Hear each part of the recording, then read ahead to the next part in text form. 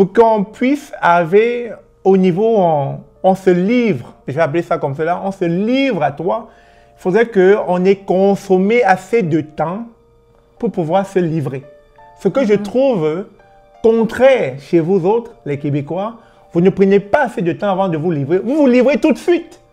Et quand vous vous livrez, on y croit, on dit « Ah, c'est livré, donc ça veut dire que elle est à moi, ou il est à moi, il est accessible, je peux l'avoir. » Mais vite fait, on déchante lorsqu'au lendemain, la personne daigne de nous donner un retour d'appel. On dit « Oups, je me suis trop précipité. » Bonjour, bonsoir. Bienvenue sur la chaîne de l'immigration et de l'entrepreneuriat. Si c'est la première fois que tu as eu sur cette chaîne, mon nom est Stéphane Chouapi. Ici, nous parlons d'immigration, d'intégration et d'entrepreneuriat parce que nous sommes certains que ce sont des informations qui vous permettront non seulement d'immigrer au Canada, mais surtout de prendre votre place ici grâce à l'entrepreneuriat. Et en parlant d'entrepreneuriat, nous avons une conférence le 22 mars 2025 à Montréal sur la thématique d'éducation et d'entrepreneuriat. Vous aurez donc 4 thématiques très pertinentes et incontournables dont vous aurez forcément besoin pour votre intégration au Canada. Il s'agit donc de la gestion de vos finances, de l'investissement immobilier, de la création d'entreprises, aussi, et le plus important, l'éducation et le mindset. Alors, qu'est-ce que vous attendez? Les liens sont sous la description de cette vidéo. Prenez rapidement votre place. On vous y attend le 22 mars 2025 à partir de 11 h à Montréal. Aujourd'hui, nous recevons Geneviève Savard. Bonjour Geneviève. Bonjour Stéphane. Comment vas-tu? Super bien, et toi? Toujours rayonnante? Non, ça va. Je vais très bien, mais tu es toujours rayonnante. On fait un effort là, pour les gens à la maison, là, quand même. Quel est ton secret? Quel est ton secret? Dis-nous, on veut tout savoir là. Ah, une bonne nuit de sommeil, ça aide. Ok. Alors, une nouvelle fois, je reviens vers toi, Geneviève, parce que j'aime me prêter à cet exercice que nous avons déjà débuté il y a quelques mois, cette série de vidéos qu'on fait au quotidien où on essaie de se connaître. On essaie d'apprendre de la culture des autres. Et puis, aujourd'hui, je reviens avec une nouvelle thématique sur les Québécois. J'essaie de comprendre à chaque fois. Ne le prenez pas mal. On jase, on se parle. Et il n'y a pas d'animosité. Je viens, ça va, il y a un truc que je ne comprends pas. Chaque fois, quand je suis avec des amis québécois, on s'entend superbement bien à l'extérieur. Je tiens à le préciser, le 4. À l'extérieur, quand on se retrouve à 5 à 7, c'est un peu comme après le boulot à l'extérieur, on prend une bière ensemble, on jase. Ou encore lorsque je rencontre des gens avec d'autres amis, on sympathise rapidement, on parle de tout. Ou quand je fais des petits boulots de bénévoles simples et tout, je vais rencontrer des gens, on va tout se dire. Des gens qui vont, comme ça, vous raconter toute leur vie.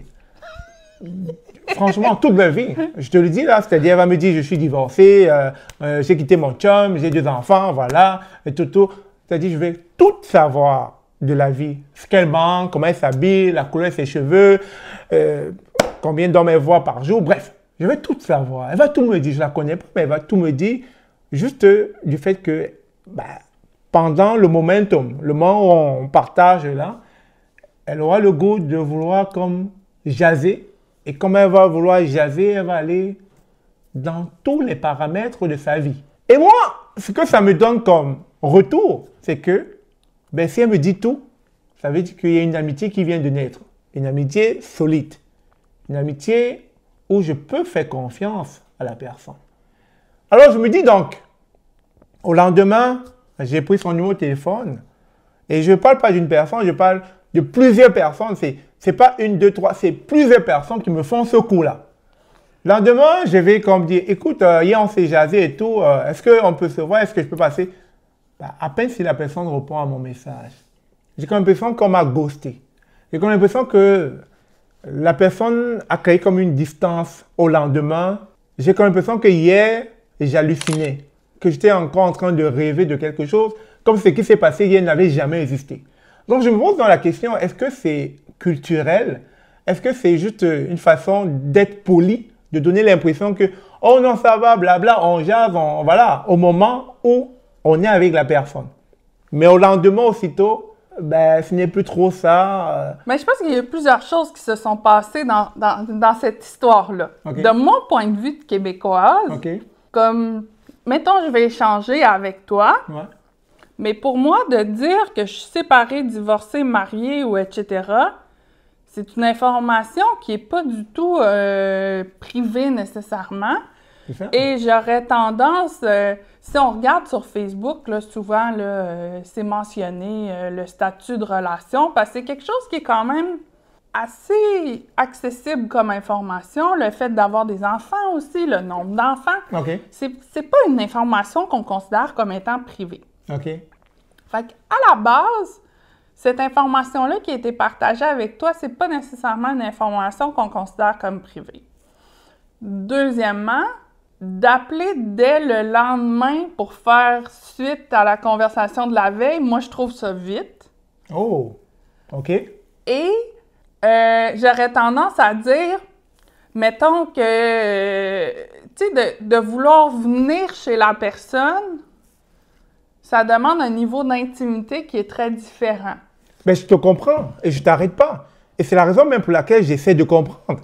Parce que la personne, déjà, m'a permis d'entrer dans son intimité. Selon ce que je pense être l'intimité, me parler de sa vie personnelle, de sa vie privée, de me donner la couleur des choses que je ne suis même pas supposé savoir. Mais qu'au lendemain, je me prête au jeu de vouloir rappeler en me disant que si on a échangé, ça veut dire qu'on peut continuer sur des bonnes perspectives, mais que la personne daigne de décrocher ou bien de retourner mon appel ou bien de m'écrire en retour, je comprends que je me suis fait beaucoup d'illusions. Tu comprends un peu? Ouais. Et j'irai plus loin. Même au niveau des réseaux sociaux, j'ai des amis québécois et je vais t'expliquer pourquoi je suis un peu choqué.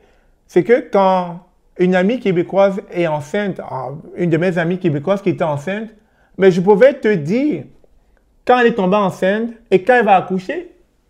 C'est-à-dire, j'avais quasiment toute l'information jour après jour sur Facebook. Le sexe de l'enfant, ou encore lorsqu'elle allait faire son échographie, on avait l'information. Et là, pourquoi je m'affole quand je te dis ça? C'est parce qu'en Afrique, chez les Africains en général, c'est pas comme cela que c'est vu. C'est-à-dire, on est dans la rétention de l'information. On ne va pas tout partager à tort et à travers. Mais j'ai l'impression qu'au Québec, on partage tout à tort et à travers. OK, là, il faut que je réagisse. OK.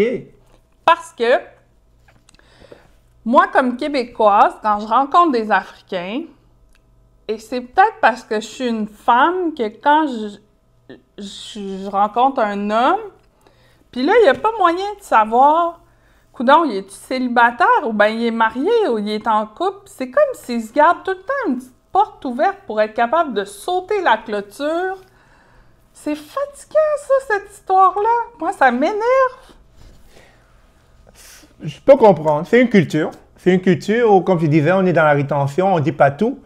Pour qu'on puisse arriver au niveau où on se livre, je vais appeler ça comme cela, on se livre à toi, il faudrait qu'on ait consommé assez de temps pour pouvoir se livrer.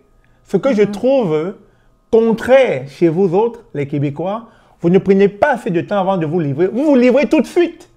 Et quand vous vous livrez, on y croit, on dit « Ah, c'est livré, donc ça veut dire que elle est à moi, ou il est à moi, il est accessible, je peux l'avoir. » Mais vite fait, on déchante lorsqu'au lendemain, la personne daigne de nous donner un retour d'appel. On dit « Oups, je me suis trop précipité. » Tu vois? Mais je pense que c'est peut-être aussi la conception de l'amitié africaine et de l'amitié québécoise. Tu vois, moi, mes meilleurs amis, les personnes avec qui je suis le plus proche, je vais les voir quelques fois par semaine, quelques fois par mois. Et on se visite pas nécessairement chez l'une ou chez l'autre. On va se voir dans un lieu neutre. Puis pourtant, c'est des personnes que j'adore et que je considère être proches de moi. Mais pourquoi vous ne voyez pas chez vous? Pourquoi vous préférez aller à l'extérieur pour vous voir? Toujours dans un environnement austère. Parce que moi, je dis être à l'extérieur, c'est pas être dans l'intimité. C'est être accessible au monde extérieur. Mais alors que là, toi et moi, on est en privé. Le monde ne sait pas ce que toi et moi nous faisons en ce moment.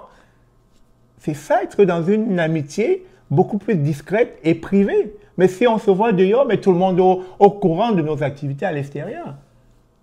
Puis j'ai comme envie de dire, ouais, puis qu'est-ce que ça fait que le monde extérieur sache que je suis l'ami de Stéphane. Ça ne fera rien, mais en même temps, on ne pourra pas débattre ou bien échanger des sujets beaucoup plus privés sans que les oreilles autour soient attentives à ce qu'on se dit. Là maintenant, personne n'est autour de nous. Ah, t'avais pas vu ça comme ça, hein? Mais Stéphane, c'est parce qu'au restaurant, là, les autres autour de nous, là, ils s'en foutent de savoir qu'est-ce qu'on fait, qu'est-ce qu'on dit, qu'est-ce qui se passe. Les gens, ils nous écoutent pas. Ils nous regardent pas, là. Ils nous laissent vivre notre vie, puis chacun fait sa vie. C'est ce qu'on pense, hein?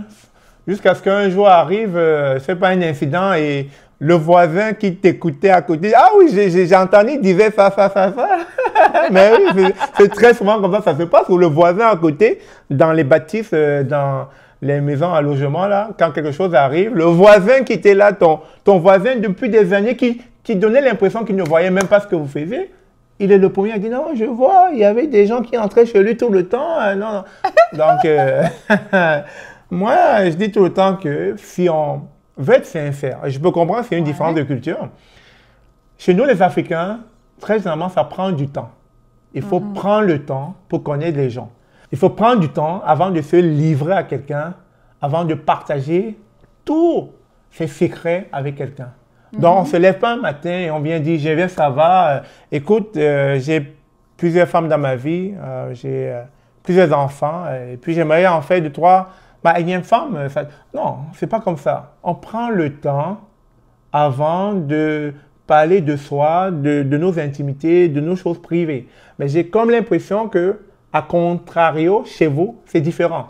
Dès que vous vous rencontrez, ça peut aller très vite. Ça peut être, écoute, moi, je sors d'une séparation, j'ai 2 enfants et femmes, et 3. Tu vois, tic-tac, et puis voilà. Mais c'est pas comme ça chez nous. Tu sais pourquoi? Non. Parce que si quelqu'un m'approche, puis il me dit qu'il est séparé, qu'il a 2 enfants, premièrement, j'aime les conversations parce qu'on se regarde beaucoup dans les yeux, les Québécois. OK. Par pure gentillesse, par pure... Comme ça. C'est comme ça.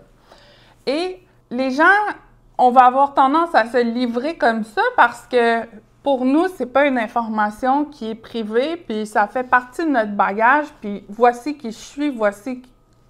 C'est ça le scénario. OK. C'est pas plus compliqué que ça. Puis c'est pas parce que je te le dis que je t'invite à rentrer dedans nécessairement. Ouais. Ben, ça, c'est ce qu'on n'avait pas compris. C'est là où je dis, effectivement, c'est un choc culturel, en fait. Dans la culture québécoise, c'est plus de transparence, c'est plus de clarté. On n'a rien à cacher. Dans la culture africaine, camerounaise ou ivoirienne, en tout cas, je vais parler pour les Camerounais pour que tous les Africains ne tombent pas sur moi. Je ne parle pas pour toute l'Afrique, là. Je parle pour le Cameroun. Mais dans la culture camerounaise, ça prend du temps. Toute chose prend du temps. On ne se livre pas au premier venu, au premier inconnu. On prend du temps avant de parler des choses qui nous tiennent à cœur, des choses privées, des choses importantes. Ce n'est pas parce qu'on le fait qu'on n'est pas transparent ou on cherche à cacher quelque chose. Ça n'a rien à voir. C'est juste que dans notre processus, ça prend du temps avant de se livrer. Ce que je trouve quand même assez intéressant chez vous, que ça se fait rapidement, voilà, à la première rencontre et tout. C'est bien, c'est pas mauvais, mais nous, dans la culture camerounaise, ça prend du temps avant de se livrer. Mais finissez-vous par vous livrer complètement? Ben ou oui. il reste tout le temps un petit coin d'ombre caché là, quelque part? Ben oui, ben après, c'est sûr qu'il y a des brebis galeuses dans le troupeau. C'est sûr qu'il y a des personnes qui sortent du contexte. Mais effectivement, quand quelqu'un est sérieux, sincère, il se livre, il dit tout. Il dit tout ce qu'il pense, tout ce qu'il a au fond dans le cœur. Mais c'est clair, comme je te dis, il y aura toujours des personnes, des philos, là, des petits malins là, qui essaient de cacher parce que voilà, ils ont une double vie, voilà, en tout cas. Mais oui, je pense bien. Mais, comme je dis encore, c'est un long processus avant de se livrer chez nous au Cameroun. J'en prends bonne note, Stéphane, Voilà. pour la prochaine fois. En tout cas, merci d'avoir quand même répondu à cette préoccupation parce que ça me taraudait à l'esprit.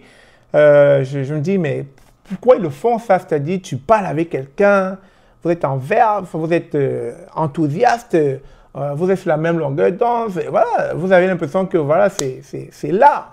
Mais après 2 jours, 3 jours, la personne t'écrit et puis c'est comme si Pourtant, tu n'es même pas en train de draguer la personne. Tu es juste en train de vouloir faire la causette, la jazzette. Juste, voilà, en faire un ami. Mais tu as l'impression que la personne s'est retournée de bord à 180 degrés. Tu dis, oh. Après, quand on avait dit bipolarité, on va dire, oh, c'est pas t'es jazzé, c'est pas correct. Mais j'ai l'impression que le monde, des fois, il vit à 180 degrés. Hein. Excuse-moi, là. Mais ne prenez pas mal. Hein. C'est juste un ressenti. Je peux avoir tort. Merci Geneviève. Est-ce que tu avais quelque chose à rajouter? C'est beau, j'ai pu répondre à tes attentes par rapport aux Africains. Que veux-tu? Ça va toujours demeurer un défi d'essayer de se comprendre entre cultures. Effectivement. C'est un défi, chers amis. La culture québécoise, la culture camerounaise ou les autres cultures africaines vont toujours s'entrechoquer avec les cultures québécoises. Mais qu'est-ce que vous voulez? Ça fait partie des conditions de la vie dans laquelle nous avons voulu évoluer. C'est-à-dire vivre au Québec et au Canada. Sur ce, on se dit à d'autres vidéos. Bye.